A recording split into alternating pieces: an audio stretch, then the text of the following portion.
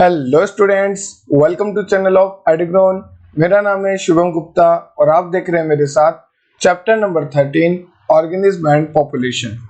Okay, biology class 12 CBSE का pattern change हुआ है, तो उसी पैटर्न पे अपन इम्पोर्टेंट क्वेश्चंस देखेंगे। ठीक है, जो सीबीएसई का न्यू पैटर्न है वहां पे आपको बोर्ड में जो थ्योरेटिकल क्वेश्चंस आएंगे वो आएंगे 2 मार्क्स के, 3 मार्क्स के एंड 5 मार्क्स क्वेश्चन। ओके, तो लेक्चर को ध्यान से सुनना।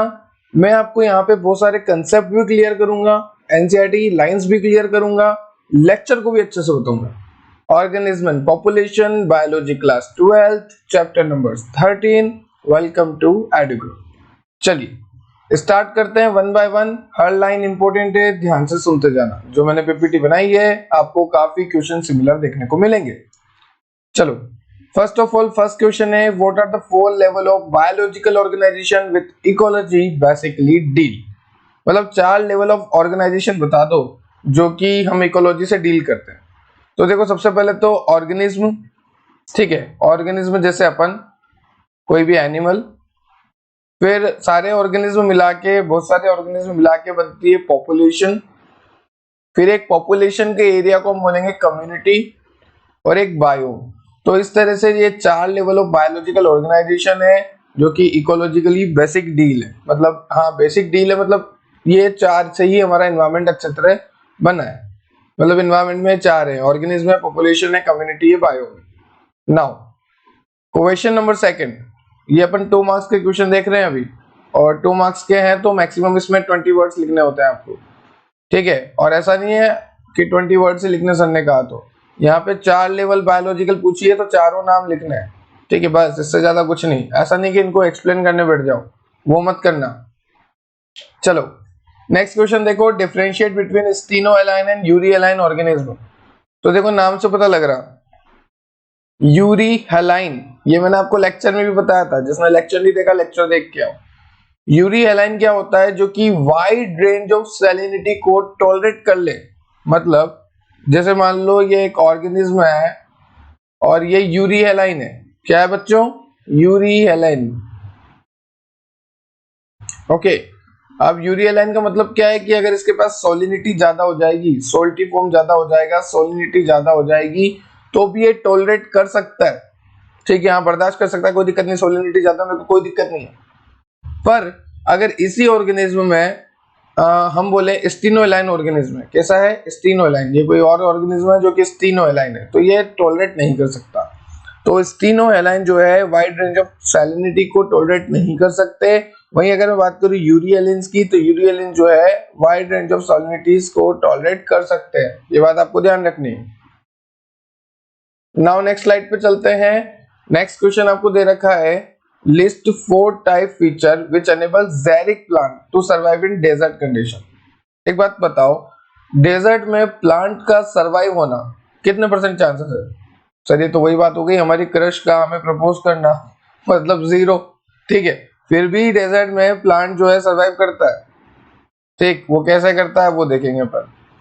सर बेइज्जती तो मत करा करो, क्रश का प्रपोज 0 चांसेस। हाँ वैसे 0 ही है। ठीक है, तो देखो ज़ैरिक प्लांट्स, अब ज़ैरिक प्लांट्स कैसे सरवाइव करते हैं डेजर्ट में? ज़ैरिक प्लांट कैसे सरवाइव करेंगे? जैसे मान लो ये प्लांट है, अब यहाँ तो भरी गर्मी है, रेगिस्तान है, बहुत गर्मी है, गर्मी है। तो यहाँ पे जो क्यूटिकल होते हैं ना प्लांट के, वो थिक होते हैं। क्यूटिकल जो लेयर होती है वो थिक होती है, इस तरह से बहुत थिक। ठीक है, इस तरह से काफी थिक लेयर होती है क्यूटिकल की। दूसरा है स्टोमेटा इन डीप पिट्स। स्टोमेटा जो है काफी अंदर प्रेजेंट होते हैं, क्योंकि अगर मान लो ये लीफ है और अगर स्टोमेटा बाहर होंगे तो धूप इतनी तेज कि सारा जो पानी है उड़ जाएगा। ठीक है, अब इसीलिए स्टोमेटा जो है बहुत अंदर प्रेजेंट होते हैं, और क्यूटिकल भी काफी थिक होती है ताकि वाटर का लॉस ना हो। देखो डेजर्ट कंडीशन में वाटर की बहुत कमी रहती है और हमें वाटर के लॉस से बचना होता है। तो वाटर के लॉस को बचने के लिए थिक क्यूटिकल होनी चाहिए, स्टोमेटा जो है काफी अंदर होने चाहिए डीप पिट्स में। थर्ड है stomata close during day time. Stomata जो है डे टाइम बंद हो जाए कोई दिक्कत नहीं है, और होने भी चाहिए, क्योंकि ऐसे प्लांट्स में क्या होता है, ज़ैदिक प्लांट्स में, कि अगर दिन में गर्मी है तो दिन में स्टोमेटा जो है बंद हो जाते हैं, इस तरह से ब्लॉक दिखा रहे हैं मैंने, और रात में जो है हल्का हल्का ठंड रहती है तो रात में जो है स्टोमेटा इस तरह से ओपन हो जाते हैं, उस टाइम वो गैसेस का एक्सचेंज कर लेते हैं। तो रात में स्टोमेटा ओपन होता है, दिन में नहीं होता है डेजर्ट प्लांट में, ये बात ध्यान रखना। और स्टोमेटा जो है काफी अंदर सिचुएटेड होते हैं, उनकी क्यूटिकल भी थिक होती है। लीव रिड्यूस टू स्पाइन, हाँ जो पत्ती होती है वो कांटे में बदल जाती है। जैसे मान लो पत्ती है, पर रेगिस्तान में पत्तियां नहीं होती, कांटे वाले पॉइंट होते हैं, ऐसे कांटे वाले प्लांट, कैक्टस वाले। केम फोटोसिंथेसिस चलता है वहां पे। तो ये काफी इंपॉर्टेंट क्वेश्चन है कि डेजर्ट में प्लांट सर्वाइव कैसे कर लेते हैं। ये तो वही बात होगी कृषि के प्रपोज कर दे, हो ही नहीं सकता, फिर भी करते हैं। कैसे करते हैं देखो, थिक क्यूटिकल करते हैं, क्यूटिकल को थिक कर लेते हैं, साथ ही साथ स्टोमेटा में डीप पिट कर लेते हैं। ठीक है, मतलब स्टोमेटा जो है काफी अंदर चले जाते हैं। स्टोमेटा बंद रहते हैं दिन के टाइम और रात के टाइम जो है खुल जाते हैं। इस तरह के स्टोमेटा को हम बोलते हैं सनकन स्टोमेटा। लीव्स जो है स्पाइन में रिड्यूस हो जाती है। नाउ क्वेश्चन नंबर 3 क्लियर है आपको। फोर्थ है, mention the attribute which a population has not a individual organism. ठीक है, यहाँ पे बात करना है कि ऐसे कौन से एट्रीब्यूट है which a population has but not an individual organism. Population के पास तो है पर इंडिविजुअल ऑर्गेनिज्म के पास नहीं है। आंसर है बर्थ रेट। हम इंडिविजुअल का थोड़ा देखेंगे, पॉपुलेशन का देखेंगे। डेथ रेट, ये भी हम पॉपुलेशन की देखेंगे। ऐसा है ना कि यहाँ इस एरिया में डेथ रेट इतनी है, इस एरिया में बर्थ रेट इतनी है, तो एरिया बोल रहे हैं, एरिया में पूरी पॉपुलेशन आती है। ऐसा थोड़ी ना बोलेंगे एसजी सर की डेथ रेट, एसजी सर की बर्थ रेट। अरे यार मेरी क्या करवाओगे तुम, ठीक है, मेरी तो ग्रोथ रेट करवाओ तुम। Next is sex ratio, okay, and age group. हाँ ये वर्ड तुम्हें अच्छे से क्लियर दिख रहा होगा, भले मैं रेड से मार्कर करूँ ना करूँ, सेक्स रेशियो। ठीक है, तो ये थे स्टार्टिंग के 4 question. Now we move on next slide. Wait a minute, we move on next slide. यहां तक क्लियर है सभी को? चलिए क्वेश्चन नंबर 5 में आपसे पूछा है बच्चों, differentiate between stenothermal and eurythermal. देखो अपन ने अभी देखा था स्टीनो हेलाइन, यूरी हेलाइन। जहां पे अपन ने देखा था कि यूरी हेलाइन का मतलब होता है कि वो, सॉरी स्टीनो, हाँ यूरी हेलाइन और स्टीनो हेलाइन देखा था। जहां पे अपन ने देखा था यूरी एलाइन का मतलब कि वो सोलिनिटी टॉलरेट करते हैं, वाइड रेंज ऑफ सोलिनिटी। अगर सोलिनिटी बढ़ती है, सोलिनिटी कम होती है तो उसे कोई फर्क ना पड़े, वो टॉलरेट कर दे, ऐसे ऑर्गेनिज्म। और स्टीनो एलाइन देखा था जो कि टॉलरेट नहीं कर सकते सोलिनिटी चेंज को। यहाँ पे भी सेम है, यहाँ पे स्टीनो थर्मल आ गया, थर्मल का मतलब हीट। तो ऐसे ऑर्गेनिज्म जो कि हीट को सर्वाइव ना कर पाए, हीट को ज्यादा टॉलरेट ना कर पाए, वो हो गया स्टीनो थर्मल। और कुछ होते हैं यूरी थर्मल। क्या होते हैं यूरी थर्मल? यूरी थर्मल कौन होते हैं? जो कि वाइड रेंज ऑफ टेम्परेचर को सरवाइव कर ले, एडेप्ट कर ले खुद को। जैसे अपन है, मैं हूं, मैं यूरी थर्मल हूं। सर कैसे? अभी जैसे मान लो मैं एक एग्जांपल देता हूं अच्छा सा, ठीक है, एक सेकेंड। ये मैं यहां पर खड़ा हूं और यहां से आ रही है सनलाइट, ठीक है, गर्मी का टाइम है। अब मेरी बॉडी क्या हो जाएगी? गर्म हो जाएगी। फिर मेरी बॉडी क्या करेगी? पसीना निकालेगी, स्वेट निकालना स्टार्ट करेगी। ठीक है, तो मैं पसीना निकाल के क्या कर रहा हूँ? अपने आप को ठंडा कर रहा हूँ। ठीक है, पसीना निकलने के बाद ठंडक आती है, तो पसीना क्यों निकाल रहा हूँ? ताकि मैं अपने आप के बॉडी के टेम्परेचर को मेंटेन रखूं। तो मैं हूँ यूरी थर्मल, जो कि टॉलरेट कर सकता हूँ, मैं मेरे बॉडी टेम्परेचर को मेंटेन रख सकता हूँ। ये मैं डीजे वाले बाबू गाना वाला नहीं बोल रहा, मैं कह रहा हूँ कि मैं यूरी थर्मल हूँ, मेरा अपने टेम्परेचर को मेंटेन रख सकता हूँ। ओके, अब एक इंपॉर्टेंट क्वेश्चन मैं आपसे पूछना चाहता हूं कि अगर सर ऐसा है कि यूरी थर्मल जो है, जैसे मान लो यूरी थर्मल, ये जो है टेम्परेचर को सरवाइव कर सकते हैं, टेम्परेचर के चेंज को एडेप्ट कर सकते हैं, तो फिर कितने % होने चाहिए ये? तो ये बात ध्यान रखना कि यूरी थर्मल जो है सिर्फ 1% है, 100% स्पीसीज में सिर्फ 1% स्पीसीज क्या है? Yuri thermal. सर ये भेदभाव क्यों? ये भेदभाव क्यों कि यूरी थर्मल तो इतनी बढ़िया चीज है कि हम टेम्परेचर को मेंटेन कर सकते हैं। हम बाहर जाते हैं तो पसीना निकाल के हम ठंडे हो जाते हैं, और मान लो ठंड में जाते हैं तो हम दूध के अपनी बॉडी में शिवरिंग करके गर्मी ले आते हैं। तो फिर सिर्फ 1% पॉपुलेशन ही ऐसी क्यों है कि वो यूरी थर्मल है, सारी पॉपुलेशन क्यों नहीं है? तो देखो बेटा ध्यान से सुनना, सारी पॉपुलेशन इसलिए नहीं है, पॉपुलेशन तो है, मतलब ह्यूमन बीइंग तो सारे हैं, पर सारे ऑर्गेनिज्म इसलिए नहीं है क्योंकि एटीपी बनाना हर किसी की बस की बात नहीं है।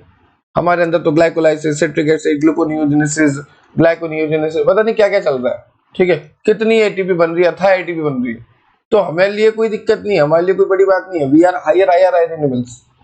पर जो बेचारे लोअर एनिमल्स है, लोअर वर्टिब्रेट्स, इन सब में कहाँ देखने को मिलेगा बेटा यूरिथर्मल, क्योंकि ये सब स्टीनोथर्मल है, क्योंकि ये सब टेम्परेचर को सर्वाइव कर ही नहीं सकते, इनके बस के बाहर है, ठीक है।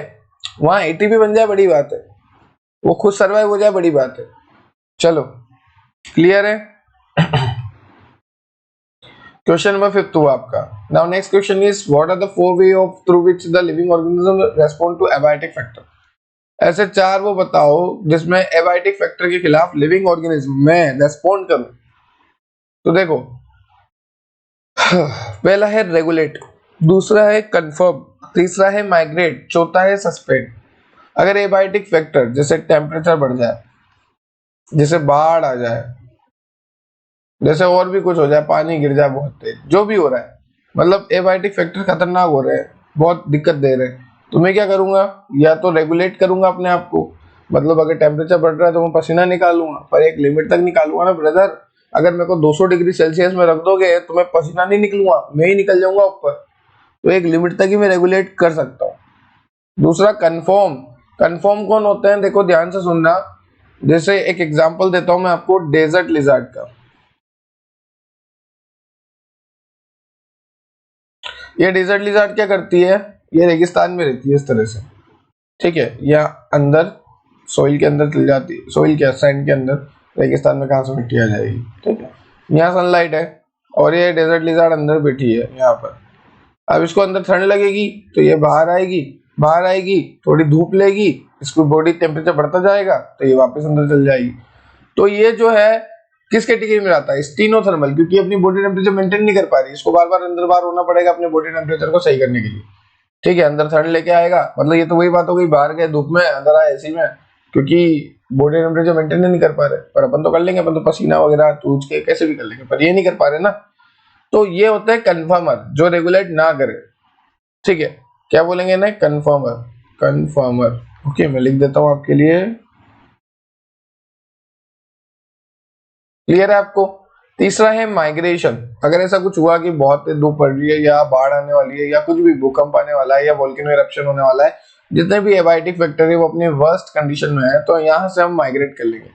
जैसे इस जगह तूफान आ रहा है, इस जगह हमें पता लग गया, चेतावनी लग गई क्या खाली करो, तो हम यहाँ से होकर यहाँ चल रहे हैं, ये माइग्रेशन हुआ। सस्पेंड, भागो, ठीक है, सस्पेंशन में मतलब ऐसे ही कंडीशन में चले जाना, बिल्कुल होता है ना कि हाँ हाइबरनेशन टाइम, ठीक है। तो ये है आपके question number 6। Now we move on question number 7। So why do clownfish and sea anemone pair up, what is the relationship called. तो चलो बताओ कि क्लाउनफिश और सी एनीमोन दोनों एक साथ क्यों रहते हैं। Okay, Clownfish lives in tentacle of C anemone, जो क्लाउनफिश होती है ना वो सी एनीमोन के टेंटिकल्स पे होती है, ठीक है। जैसे ये सी एनीमोन है तो उसके टेंटिकल्स पे कौन होती है, क्लाउनफिश, यहाँ पे क्या होती है, क्लाउनफिश, ठीक है। तो सी एनीमोन के टेंटिकल्स पे क्लाउनफिश होती है, और वो होने से क्या फायदा है फिश को, कि वो वहीं क्यों होती है, उसको ये फायदा है कि वो प्रिडेशन से बच रही है, मतलब उसे कोई मार के नहीं खा सकता अगर वो वहां छुपी रहती है तो क्लाउनफिश जो है लाइफ होती है टेंटिकल्स पे, किस पे, टेंटिकल्स पे, सी एनीमोन के, और वो बचती रहती है, ठीक है। इस तरह के इंटरेक्शन को हम कहेंगे कमेंसलिज्म।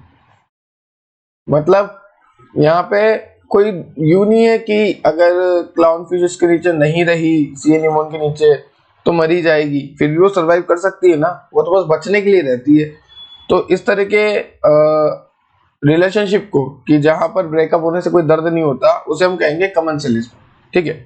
एक होता है ऑब्लिगेट म्यूचुअलिज्म, साथ जिएंगे साथ मरेंगे। एक होता है कमेंसलिज्म, साथ है तो ठीक है, नहीं है तो ठीक है, आजकल की रिलेशनशिप नहीं है तो ठीक है, ठीक है। तो वैसे ही क्लाउनफिश और सी एनीमोन का रिलेशनशिप है कमेंसलिज्म। तो अब कोई बोलना कि यार ब्रेकअप हो गया, अरे नहीं भाई, कमेंसलिज्म हुआ, ठीक है। चलो, distinguish between ectotherm and endotherm. तो बात करते हैं एक्टोथर्म की। तो ectotherm are those animal whose body temperature changes and matches with the environment. तो ये वही बात हो गई अभी स्टीनोथर्मल की, यूरीथर्मल, ये वाला जो बताया मैंने यूरीथर्मल अपन यूरीथर्मल है, तो वही बात हो गई, उसी को हम एक्टोथर्म्स कह रहे हैं। क्या कह रहे हैं? एक्टोथर्म्स। ये देखो ऐसे एनिमल जो कि बॉडी टेम्परेचर चेंज कर ले और मैच कर ले एनवायरनमेंट से।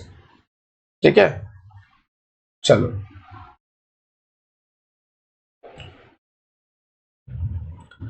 Next is lichen. Lichen are considered good example of obligate mutualism. चलो बहुत अच्छा क्वेश्चन है, ध्यान से सुनना। लाइकेन क्या होता है? आप सभी जानते हो, एल्गी और फंजाई का सिम्बायोटिक एसोसिएशन। क्या बोल रहा हूं मैं? एल्गी और फंजाई का सिम्बायोटिक एसोसिएशन, जहां पर एल्गी जो है फूड, न्यूट्रिशन और शेल्टर प्रोवाइड करता है। किसको? फंजाई को। फंजाई को एल्गी क्या क्या दे रहा है? खाना देगा, न्यूट्रिशन देगा, शेल्टर, रहने की जगह देगा। फंजाई सोचेगी अरे वाह, एल्गी मेरे लिए इतना सब कुछ कर रहा है, तो मैं एल्गी को, फंजाई सोच रही है, फंजाई क्या करेगी? अब देखो, फंजाई जो है एल्गी को वाटर, मिनरल, ह्यूमिडिटी, ये सब ला के देगी। ठीक है, मॉइस्चराइजेशन देगी। एल्गी बोलेगी वाह कोई दिक्कत नहीं, मैं खाना दे रहा हूँ, वो पानी दे रही है, दोनों साथ में रहेंगे, साथ में मरेंगे, साथ में जिएंगे। तो lichen is a symbiotic association of algae and fungi.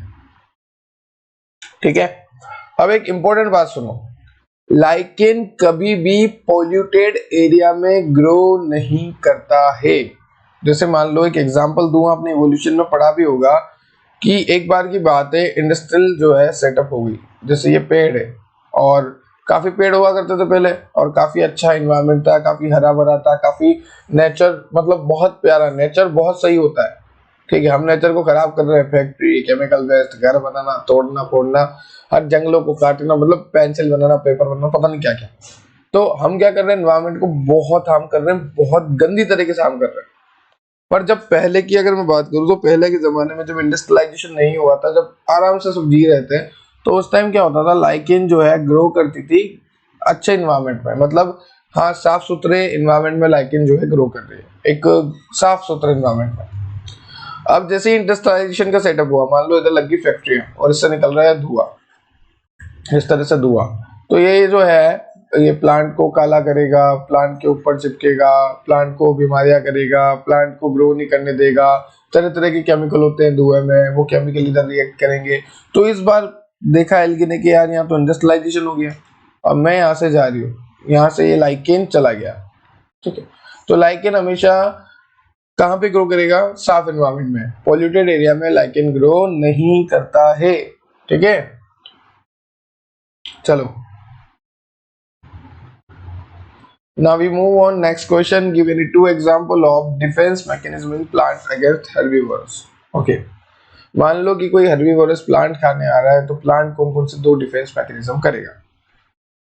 Plant जो है, जैसे मान लो ये नॉर्मल प्लांट है, ओके, अब इस प्लांट में स्पाइन डेवलप हो गया। अब मान लो कोई गोट, बकरी आई कोई, या बकरा आया यहाँ पे कुछ खाने ओके, तो वो इस पौधे को तो आसानी से खा जाएगा गोट, पर इस वाले को नहीं खा पाएगा, क्योंकि इसमें स्पाइन है, तीखे तीखे नुकीले हैं। अगर वो खाएगा तो उसके जबड़े में खून आ जाएगा, ऐसा खून ही खून, मर जाएगा वो, सर्वाइव नहीं कर पाएगा फिर। तो यहाँ पे प्लांट ने क्या करा, अपने बचाव के लिए, उसको खुद के बचाव के लिए उसने क्या करा, जो लीव्स है उसको स्पाइन में कन्वर्ट कर लिया।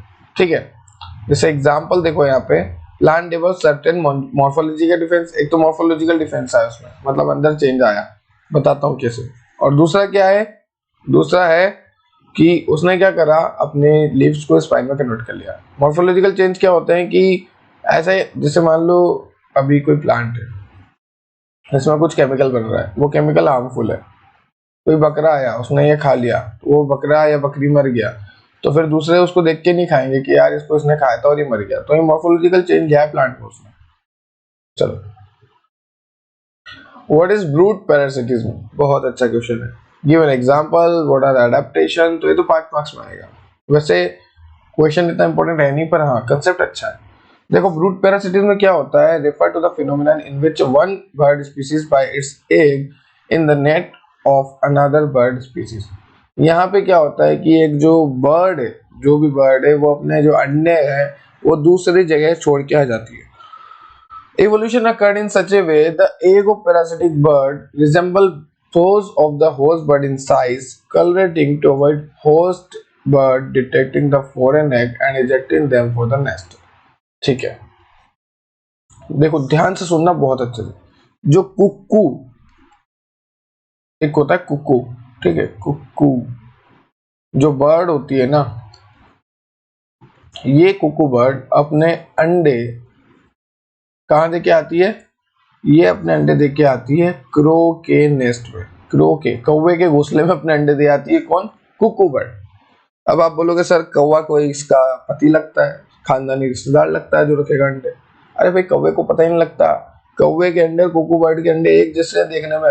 वो कौवा कंफ्यूज हो जाता है, उसको लगता है मेरे अंडे मैंने कब दे दिए हैं। घर में लड़ाई हो जाती है कौवे कौवी की कि तुमने अंडे कब दिए।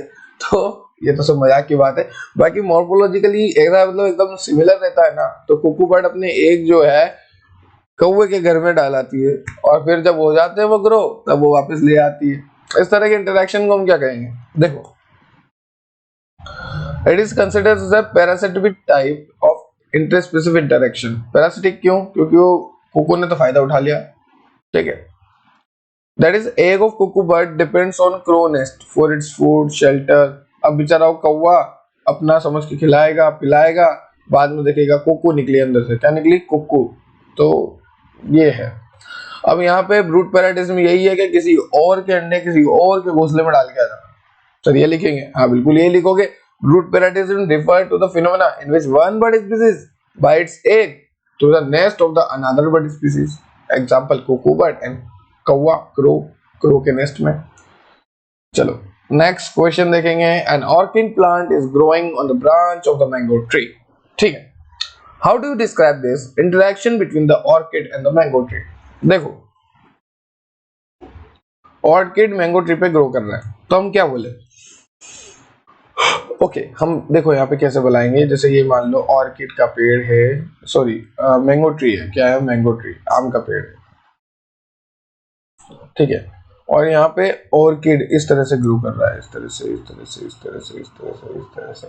वो लताएं देखिए अपने ऐसी लंबी लंबी लतें निकल जाती है पेड़ के पौधों की, लंबी लंबी। जंगलों में गए हो कभी तो वैसे ही यहाँ से जो है मैंगो ट्री के ऊपर इस तरह से और घूम के वो ऊपर जाके क्यों घूमती है? अच्छा ये इस तरह से क्यों हो रही है? जैसे मान लो ये पेड़ है तो ये जो ये है इस तरह से क्यों जा रही है ऊपर? नीचे भी तो जा सकती थी, ऐसे भी तो फैल सकते थे, ऊपर ही क्यों? देखो ये जो पेड़ है, अब यहाँ पे जो वो ग्रो कर रहा है ऑर्किड, वो ऊपर इसलिए कर रहा है क्योंकि ऊपर सन है और सनलाइट की तरफ वो जा रही है, क्योंकि उसको पता है कि यार सन से मेरे को लाइट मिलेगी, मेरे को ग्लूकोज बनाने को मिलेगा, बहुत कुछ मिलेगा सनलाइट से, ठीक है। तो ये तरह का बेनिफिट जो है। अब यहाँ पे ध्यान से सुनो, यहाँ पे क्या दिक्कत आ रही है कि मैंगो प्लांट को कोई फर्क नहीं पड़ रहा। मैंगो प्लांट का यूं है कि हाँ भाई तू लपेट के जा मेरे ऊपर, कोई दिक्कत नहीं। मैंगो प्लांट को कोई दिक्कत नहीं है, अब ऑर्किड को तो फायदा है। तो इस तरह के रिलेशनशिप को हम कहेंगे कॉमन सीरीज में। This type of example is in common series, ठीक है। चलो next is Gauss competitive exclusion principle, important है। गॉस क्या कहता है? गॉस बेचारा चिल्ला चिल्ला के मर गया। गॉस कहता है कि टू क्लोजली रिलेटेड स्पीसीज में सेम रिसोर्स के लिए कंपटीशन होता है, उसे हम कंपटीशन कहते हैं। देखो दो स्पीसीज है, ये मैं हूं, ये मेरा भाई है, और यहाँ हमारी पार्टी बिल्कुल नहीं हो रही, ठीक है। तो यहाँ पे अगर काजू कतली मान लो, काजू कतली रखी है, मेरा भाई भी खाना चाहता है, मैं भी खाना चाहता हूँ। हम दोनों क्लोजली रिलेटेड स्पीसीज है, सगे भाई भाई है, क्लोजली रिलेटेड स्पीसीज है, और हमारे पास फूड लिमिटेड भी रिसोर्स है। अब भाईचारा तो दिखाएंगे नहीं, लड़ेंगे। तो यहाँ पे जो बड़ा भाई है यानी कि मैं छोटे भाई को मना कर दूंगा, बेटा बस निकलो चलो। तो इंफीरियर वन बी एलिमिनेटेड, मतलब यहाँ पे क्या हुआ कि सुपीरियर ने इंफीरियर को एलिमिनेट कर दिया। मैं बड़ा हूं, मैं सुपीरियर हूं, मैंने एलिमिनेट कर दिया, हटा दिया इंफीरियर को कि बेटा देख तू भी और मैं भी दोनों क्लोजली रिलेटेड स्पीसीज है, फूड रिसोर्स भी सेम है और लिमिटेड है। अब मैं हूं बड़ा और मैं या तो तेरे को मारूं या तू ऐसे निकल जा, तो superior eliminates inferior, that's it. Okay, next question is what is migration. अरे भैया एक जगह से दूसरी जगह जाना। अब हम स्कूल से कॉलेज आते तो भी माइग्रेशन सर्टिफिकेट ही लेके आते ना, अब इसको भी समझाऊंगे मैं। चलो, जैसे साइबेरियन क्रेन केलादेव नेशनल पार्क में आती है, ठीक है, तो ये सब बातें कॉमन सेंस की है। Now next is how do desert lizard maintain a fairly constant body temperature. Desert lizard कैसे कांस्टेंट बॉडी टेम्परेचर रखेगा? तो डेजर्ट लिजार्ड जो है डील करेगा हाई टेम्परेचर से। देखो मैंने डेजर्ट लिजार्ड को बता ही दिया कहानी कि वो बाहर आता है, टेम्परेचर लेता है, फिर अंदर चल जाता है। They bask in the sun, absorb heat, when their body get temperature is below the comfort level and move into shadow when it is higher. छुप जाएगा जब टेम्परेचर बढ़ जाएगा, जब टेम्परेचर कम हो जाएगा, जब वापस आ जाएगा, सीधी सी बात है। अब देखो हाइबरनेशन और एस्टिवेशन में फर्क क्या है, ध्यान से सुनना। Hibernation is the phenomena of spending cold period in an active stage by an animal. ठंडे टाइम में अगर आदमी सो रहा है, जो कि हम भी सोते हैं आजकल, तो हम भी हाइबरनेशन में चले जाते हैं, मजाक बता रहा हूँ पर हाँ सोते इतना है आजकल, क्या करें। तो हाइबरनेशन एक ऐसा फिनोमेना है जो कि स्पेंडिंग कोल्ड पीरियड को अगर हमने सोते सोते निकाल दिया, इनएक्टिव स्टेज में निकाल दिया एनिमल ने, तो उसे हम कहेंगे हाइबरनेशन। एस्टिवेशन क्या है? Spending dry and hot condition. देखो एस्टिवेशन में गर्मियों के दिनों में सोना एस्टिवेशन, ठंड के दिनों में सोना hibernation, that's it. Inactive stage होना, मतलब इनएक्टिव स्टेज को बोल रहे हैं क्योंकि हम सोने के बाद इनएक्टिव स्टेज में चल जाते हैं। हाँ बिल्कुल, हाँ बस सो गए। अब क्या है, देखो heart rate normal, respiration normal, सब कुछ normal, body function normal, basal metabolic rate normal, सब कुछ नॉर्मल, एकदम नॉर्मल हो जाता है सोने के बाद। वो बात अलग है कि आप सपनों में दुशुम दुशुम कर रहे हो, ठीक है। तो हाइबरनेशन ठंड के टाइम पर सोना, एस्टिवेशन गर्मियों का टाइम, एस्टिवेशन गर्मियों का टाइम, ठीक है। Name the bind of interaction. Okay, यहाँ पे इंटरेक्शन पूछा है, जैसे प्लाज्मोडियम और मेन के बीच में क्या है? कुछ भी नहीं है। प्लाज्मोडियम हमारा क्या करता है? खून चूसता है, और खून चूसता है तो हम उसे क्या बोलेंगे? पैरासिटिक है, पैरासाइट। ये लो। राइजोम और नोडुलेटेड रूट, यहाँ पे क्या होता है कि जो राइजोम होता है वो यहाँ पर रूट्स में प्रेजेंट होता है, तो राइजोम को तो फायदा है, और रूट्स को क्या फायदा है कि वो यहाँ से राइजोम जो है मिनरल वगैरह देता है, तो दोनों साथ रहते हैं, साथ जिएंगे, अच्छा जी रहे हैं, तो ये म्यूचुअलिज्म हो गया, ठीक है। और ये कौवे वाली कहानी मैंने सुनाई थी, रूट पैरासिटिज्म। और ऑर्किड और मैंगो ट्री अभी मैंने सुनाई, कमंसलिज्म, जैसे मैंगो ट्री पे ऑर्किड इस तरह से चल जाता है ऊपर। क्लियर है? डिफाइन कैरिंग कैपेसिटी नहीं आता, छोड़ दो, फिर भी पढ़ लेना अगर पढ़ना हो तो। If a marine fish is placed in freshwater aquarium, will be the fish able to survive? एक बार बताओ, एक खारे पानी की मछली को, एक खारे पानी समंदर की मछली को अगर आप तुम फ्रेश वाटर में रख दोगे तो क्या वो सर्वाइव करेगी? No, marine fish is unable to survive in freshwater aquarium because they are adapted to live in saline sea water. They are unable to cope with outside hypotonic environment because of osmoregulation problem. अब यहाँ पे क्या होगा? Osmoregulation problem आएगी, सीधी सी बात है। Hypotonic, hypertonic पढ़ा होगा ना आपने, या तो मछली फूल के मर जाएगी या सिकुड़ के, अब वो जो कंडीशन है उस हिसाब से है। तो मैरीन फिश को आप अगर फ्रेश वाटर में रखोगे तो नहीं जी पाएगी, क्योंकि ऑस्मोरेगुलेटिव प्रॉब्लम आएगी, ऑस्मोरेगुलेशन प्रॉब्लम आएगी। Now next question, out of the two population growth model which one is? नहीं आएगा, एक बार रीड आउट कर लेना। Yeah, exact. Question number 21 is very important question. ध्यान से देखो। What role do predator play in ecosystem? Predator का क्या रोल है? अरे यार predator बहुत शानदार है। Predator मार के खाने वाले हैं, जैसे lion, जैसे हम पकड़ेंगे मार के खाएंगे, तो हम क्या है? Predators हैं। They conduct for energy transfer to higher trophic level. देखो जो एनर्जी ट्रांसफर हो रही है ना हायर ट्रॉपिक लेवल तक, वो इस प्रेडेशन सिस्टम से ही हो रही है। They keep the prey population under control. और मान लो अगर एक दिन शेर नहीं आया तो कल को हिरण 100-200 और बढ़ गए, तो शेर भी होना जरूरी है ना, शेर होगा तभी हिरण खाएगा, ठीक है। तो हर चीज का एक रोल है, हर चीज का एक नंबर है, मतलब कहते हैं ना कि तुझमें कुछ यूनिक है, तुझमें कुछ यूनिक है, तो हाँ भाई है, तो यूनिक है, तेरा फिंगरप्रिंट अलग है, तेरे मोबाइल पे अगर मैं अपना फिंगरप्रिंट लगाऊं तो नहीं लगेगा। तो एवरीवन इज यूनिक और everyone is necessary in the environment, और अगर उनका नंबर बढ़ेगा तो फिर उनको मारना भी पड़ेगा। तो वही बात है कि they act as a conductor energy transfer for higher trophic level, और they keep the prey population जैसे हिरण वगैरह जो मरने वाले हैं, उनको कंट्रोल में रखता है, नहीं तो उनके नंबर बढ़ जाएंगे। और स्पीशीज डाइवर्सिटी को भी मेंटेन रखता है, तो काफी ज्यादा इंपॉर्टेंट रोल होता है प्रेडेटर्स का। Now next question, most living organism can not survive at temperature 450 degree C, how are some microbes are able to live in habitat temperature exceeding 1000 degree. यहाँ पे पूछा है आपको कि कुछ ऑर्गेनिज्म जो होते हैं वो 450 डिग्री सेल्सियस पे भी सर्वाइव नहीं कर सकते, पर कुछ जो ऐसे बैक्टीरिया होते हैं वो हरामी बैक्टीरिया हजार डिग्री सेल्सियस पे सर्वाइव कर लेते हैं। ऐसा क्यों, कैसे? Some microbes are able to live in habitat with temperature exceeding 1000 degrees Celsius because they possess a minimum amount of free water in their body. Removal of water provide resistance to higher temperature. उनमें free water नहीं होता, free water की कमी होती है, और अगर वहां से वाटर रिमूव कर दो तो भैया कितना ही टेम्परेचर दिलो कोई फर्क नहीं पड़ता। नाउ नेक्स्ट, ये आपको दे रखा है, देखो अगर आप टेम्परेचर के बढ़ने के साथ बढ़ रहे हो तो आप हो कन्फर्मर, ठीक है। अगर आप लेवल में आ रहे हो ऐसे कि बढ़ रहे हो पर एक लेवल मेंटेन कर रहे हो तो आप हो रेगुलेटर, ये पार्शियल रेगुलेटर, ओके, यहाँ पे दे रखा है देखो। Now next, mention any two way in which organism tide over unfavourable condition by suspending their activity.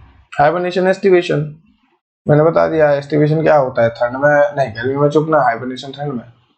Why are predator prudent in nature? Predator are said to be prudent in nature because if predator is too efficient and over exploitative prey, they prey might become extinct. देखो predators को हमने समझदार, काबिल क्यों बोला, prudent क्यों बोला, समझदार क्यों बोला, क्योंकि predator जो है सोच समझ के खाता है। ऐसा नहीं कि हिरण सो है तो एक ही दिन में 100 दबा जाए, नहीं भैया, वो मेंटेन करके खाएगा, आज एक 2 दिन बाद एक। क्यों? क्योंकि उसको भी सामने वाली प्रे स्पीसीज को मेंटेन करके चलना होता है। तो predator are prudent in nature, prudent in nature, okay.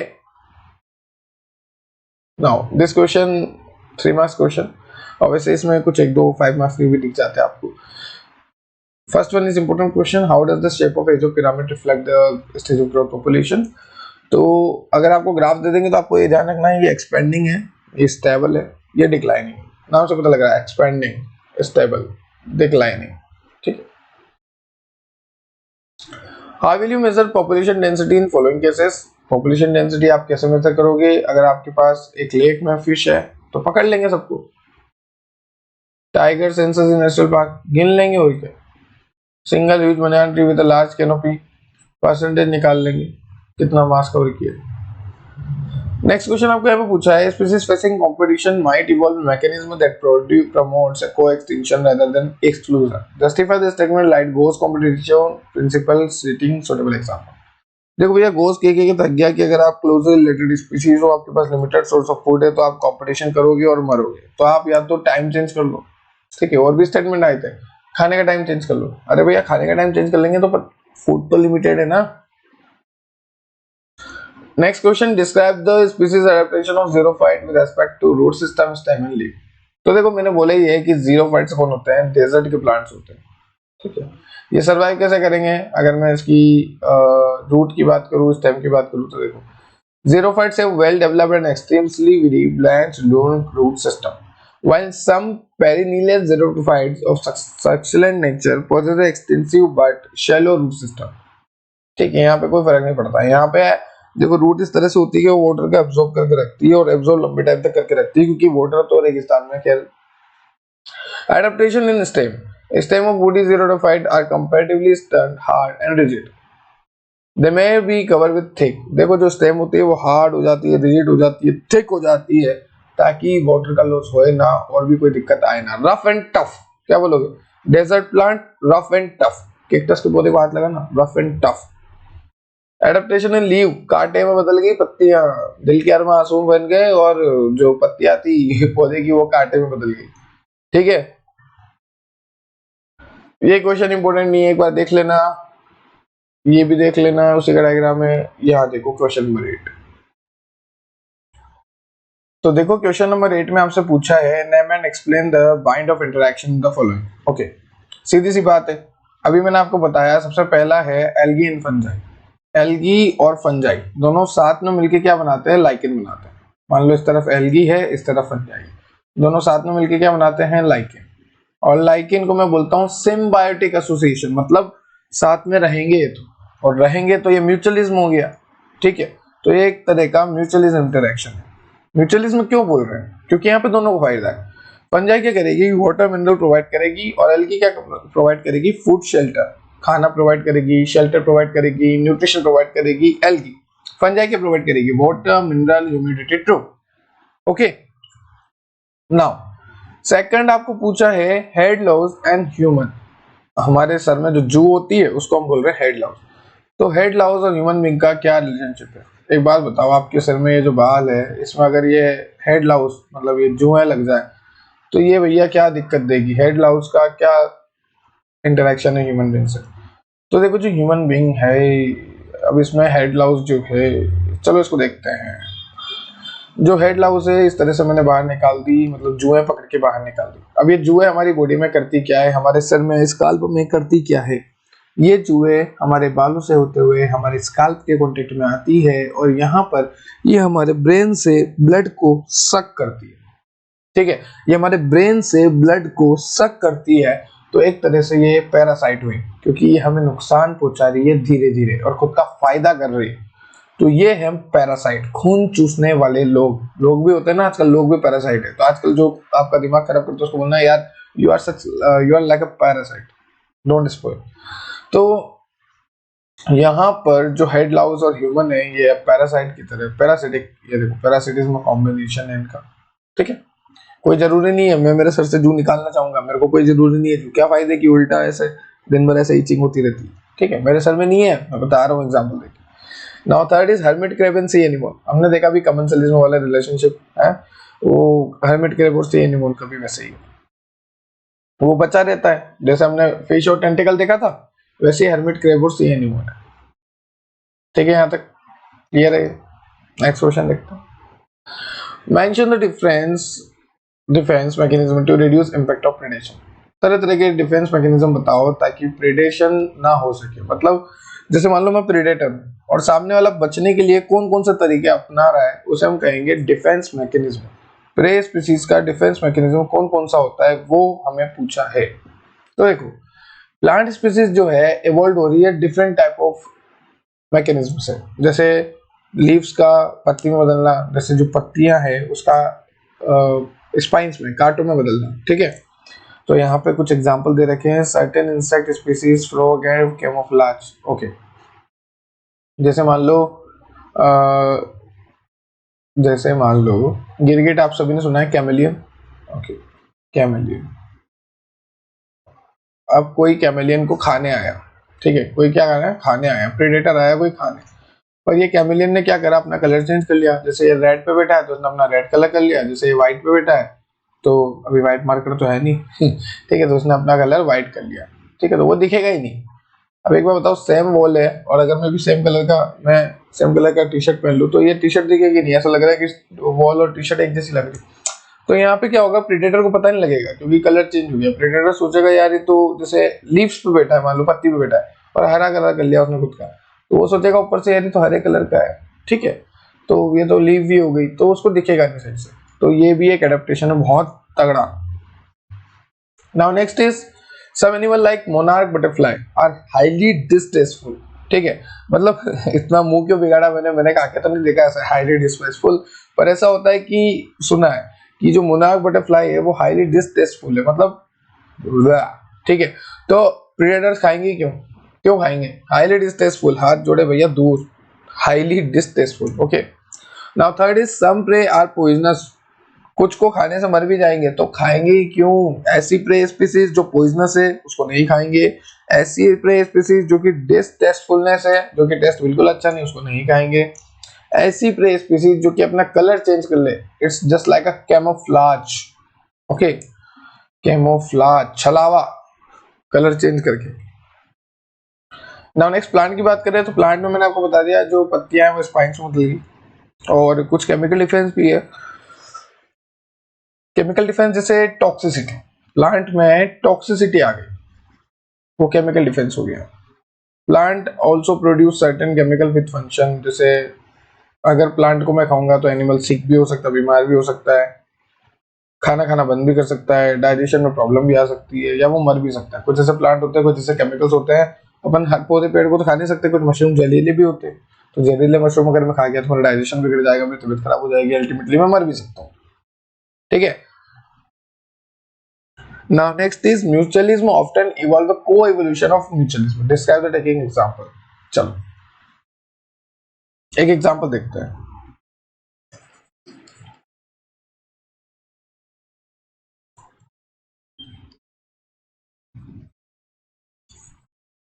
Algae और फंजाई अब ये साथ रहेंगे तो ही जिएंगे। अगर मैं फंजाई हटा दूं तो एल्गी को वाटर मिनरल ह्यूमिडिटी ड्रॉप कौन प्रोवाइड करेगा, दिक्कत हो जाएगी। अगर मैं एल्गी को हटा दूं तो ये फंजाई को शेल्टर फूड कौन प्रोवाइड करेगा, दिक्कत हो जाएगी। तो वैसे ही वास और फेक रिलेशनशिप का पूछा है। Plant need the help of animal for pollination their flower. Plant को जो है एनिमल्स की रिक्वायरमेंट है। जैसे मान लो ये प्लांट है और यहाँ पर स्टिग्मा वगैरह है, तो यहाँ पे कोई इंसेक्ट आएगा और अपने जो इस, जैसे मान लो ये एंथर वाला पेड़ है, यहाँ पे एंथर है, यहाँ से इंसेक्ट बैठ के ऊपर आया और एंथर से लेके आया पोलन ग्रेन और स्टिग्मा पे आके बैठ गया और तो पोलन ग्रेन डाल दी। मतलब जैसे मान लो ये दो प्लांट है, ये एंथर वाला है मेल प्लांट, ये स्टिग्मा वाला फीमेल प्लांट। कोई इंसेक्ट आया, ये इंसेक्ट है, ये एंथर वाले प्लांट पे आके बैठा, बैठने के बाद इसके पैरों पे क्या लग गया, पोलन ग्रेन, ये उड़ गया। उड़ते हुए ये फीमेल वाले के पास आया, स्टिग्मा पे बैठ गया, तो ये जो पोलन ग्रेन इस पे लगे थे, ये पोलन ग्रेन स्टिग्मा पे आ गया। इस तरह से पोलिनेशन होता है। ठीक है, तो यहाँ पे वही सब एग्जांपल दे रखे आपको, एक बार रीड आउट कर लेना। ठीक है। Now next is how do kangaroo rat live in absence of water in North America region. Kangaroo rat बिना पानी के कैसे रहते हैं? तो देखो कंगारू रेट जो है नॉर्थ अमेरिका में, वो बिना पानी की रिक्वायरमेंट के भी रह सकते हैं, क्योंकि उनके फेट का ऑक्सीडेशन हो जाता है। Whereas water is byproduct, it can also concentrate urine in minimum volume. अब जो देखो यूरिन है ना कंगारू में, वो भी कंसंट्रेटेड होता है, मतलब उसमें पानी का लॉस बिल्कुल कम होता है, बिल्कुल कम। यूरिन में पानी का लॉस जनरली हमें तो हो जाता है क्योंकि हम तो पानी पी लेते हैं, बहुत पीते हैं, पर कंगारूज जो होते हैं उसमें यूरिन में वाटर का कंसंट्रेशन बहुत कम निकलता है, क्योंकि वहां पर पानी की कमी होती है और बॉडी जो है कंगारू की पानी को बचाएगी, साथ ही साथ ऑक्सीडेशन ऑफ फेट करेगी, जहाँ पे बाय प्रोडक्ट बनता है वाटर, इसलिए वो बिना पानी के रह सकता है। Question number 12, how diapause different from hibernation. Hibernation से डाइपोज डिफरेंट कैसे? तो डाइपोज एक ऐसी कंडीशन है जो कि अनफेवरेबल टाइम पे आती है। ठीक है, एक अनफेवरेबल। और हाइबरनेशन क्या है? हाइबरनेशन में तो यार हम सोने जा रहे हैं, इनएक्टिव होने जा रहे हैं, आराम करने जा रहे हैं, क्या आप बाद में उठेंगे। ठीक है, तो हाइबरनेशन में ठंड में हम जाके सो जाते हैं और गर्मियों में उठते हैं, हम नहीं, ऐसे एनिमल्स। हमने भी ये करा था लॉकडाउन में। Now next is what is altitude sickness, what is cause symptom. तो देखो एल्टीट्यूड सिकनेस क्या है, मैं यहाँ पे खड़ा हूँ, कहाँ पर दिख नहीं रहा, ये रहा, मैं यहाँ पे खड़ा हूँ और मैंने देखी इंस्टाग्राम की रील देखी, उसमें गाना दिखा मेरे को। गाने का नाम था मेरा दिल कहीं दूर पहाड़ों में खो गया। मैंने कहा यार, फिर मैंने दूसरी रील देखी, वहां पे भी पहाड़ ही पहाड़, मैंने कहा चलो पहाड़ चलते हैं। मैं गया उत्तराखंड, नैनीताल वगैरह घूमने, तो नैनीताल, तलीताल, भीमताल मैं गया। मैं पहाड़ों पे ऐसे घूम रहा हूँ, ऊपर ही ऊपर अच्छी अच्छी हाइकिंग कर रहा हूँ, मतलब बहुत सही जगह थी। ठीक है, तो अब हुआ क्या, जैसे जैसे मैं पहाड़ों पे जा रहा हूँ, ऊपर की तरफ जा रहा हूँ, 15-15 किलोमीटर जैसे घूम घूम के ऊपर जा रहा हूँ, चढ़ रहा हूँ, तो वहां पे क्या होगा, ऑक्सीजन की जो अवेबिलिटी है ना वो कम हो जाएगी। ऑक्सीजन अवेलेबल कम होता है ऊपर। ठीक है, और जैसे अगर ऑक्सीजन अवेलेबल कम हुआ, जैसे मान लो ये ह्यूमन बीइंग में खड़ा हूँ, मैं गया पहाड़ों पे क्योंकि मेरा दिल कहीं दूर पहाड़ों में खो गया, अब इसकी ऑक्सीजन की कमी हो गई और मैं कम ऑक्सीजन ले रहा हूँ, तो मेरी बॉडी में क्या क्या चेंज आएंगे, मेरी बॉडी में जो आरबीसी है उसके नंबर बढ़ जाएंगे, हीमोग्लोबिन जो है उसके नंबर बढ़ जाएंगे, हीमोग्लोबिन बहुत बढ़ जाएगा और हीमोग्लोबिन फटाफट फटाफट ऑक्सीजन लाएगा। जो मेरी बॉडी में थोड़ी बहुत ऑक्सीजन आ रही है, हीमोग्लोबिन बढ़ जाएगा, तैयार खड़ा रहेगा, जैसे ऑक्सीजन आएगी ले जाओ भैया, ले जाओ भैया, क्योंकि ऑक्सीजन कम आ रही है। ठीक है, दूसरा, हीमोग्लोबिन ऑक्सीजन पहले अच्छे से बाइंड होते थे मेरी बॉडी में, पर अब ऑक्सीजन कम है तो हीमोग्लोबिन ऑक्सीजन जो है लूज बाइंड होंगे, क्योंकि फटाफट रिलीज करना है हमारी सेल्स को, क्योंकि ऑक्सीजन कम आ रही है, तो हीमोग्लोबिन ऑक्सीजन का बॉन्ड भी कमजोर हो जाएगा। और साथ ही साथ थकूंगा मैं, मुझे ऐसे दम घुटने जैसा होगा, ऐसे ऑक्सीजन के लिए ऐसे ऐसे करूंगा, हार्ट रेट बढ़ेगी मेरी, धक धक धक धक धक धक धक धक, ठीक है। तो ये सब होता है, लब डब लब डब। हार्ट रेट किसे बोलोगे? लब डब लब डब लब डब, ऐसे। देखो आरबीसी का प्रोडक्शन बढ़ेगा, एफिनिटी बढ़े कम होगी, हीमोग्लोबिन की बाइंडिंग की, हीमोग्लोबिन ऑक्सीजन बाइंडिंग एफिनिटी कम होगी, सांसें बढ़ेगी, सब बोलती है।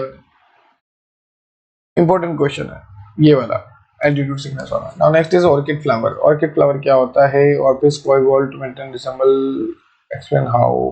इंपॉर्टेंट नहीं है, छोड़ो इसे, तो रीड आउट कर लेना, ज्यादा इंपॉर्टेंट नहीं है, ये इंपॉर्टेंट है। Describe the growth model of population. Lag phase, log phase, stationary phase समझाना है कि लेग फेज क्या होता है। ये अर्ली फेज होता है जहाँ पे अभी तक कोई भी ग्रोथ नहीं हुई, ठीक है। लॉग फेज क्या होता है? ये रैपिड ग्रोथ का टाइम होता है।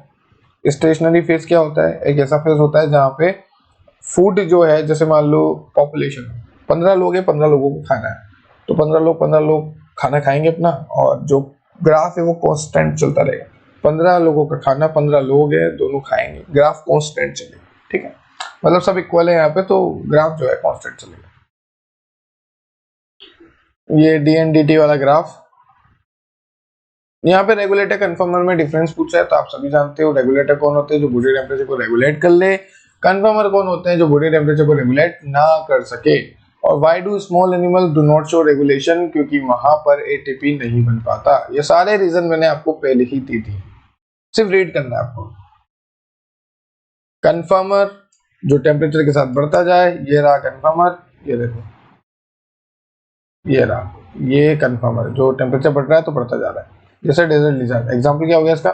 Desert lizard. ये रेगुलेटर जो कि अपने आप को बैलेंस कर रहे हैं, और हमें पार्शियल रेगुलेटर एक लिमिट तक कर सकते हैं, उसके बाद फिर भैया कांस्टेंट ही रह पाएगा। 200 डिग्री में जाऊंगा तो एक लिमिट तक ही पसीना निकाल पाऊंगा, कांस्टेंट ही रह पाएगा, ठीक है। That's end of the lecture. तो हमने क्या क्या देखा? हमने देखा कन्फर्मर, रेगुलेटर, होम्योस्टेसिस और regulation, कन्फर्मर, growth curve, lag phase, log phase, stationary phase. उसके बाद हमने देखा एल्टीट्यूड सिकनेस। उसके बाद हमने देखा कंगारू रेट, हाइबरनेशन और एस्टिवेशन और म्यूचुअलिज्म, को इवोल्यूशन, को एक्सटिंक्शन, इम्पैक्ट ऑफ प्रेडेशन और एसोसिएशन, माइग्रेशन, जीरोफाइट्स। सब तरह की हमने काफी तरह की चीजें देखी है, काफी क्वेश्चंस देखे हैं, पूरी लेक्चर ही समझा दिया मैंने इसमें, और ये काफी इंपॉर्टेंट लेक्चर था। तो आई होप आपको मजे आए होंगे लेक्चर देखने में, सुनने में, समझने में। कोई डाउट है तो आप कमेंट सेक्शन में कमेंट करो। बहुत जल्द मिलते हैं लास्ट चैप्टर के साथ, चैप्टर नंबर 14 के साथ, बायोलॉजी क्लास 12 के, और एंड करते हैं इस क्वेश्चन सीरीज को। बने रहिए, जुड़े रहिए एडुग्रोन के साथ, बने रहिए, जुड़े रहिए शुभम गुप्ता के साथ और एसजी सर के साथ। Have a nice day, thank you.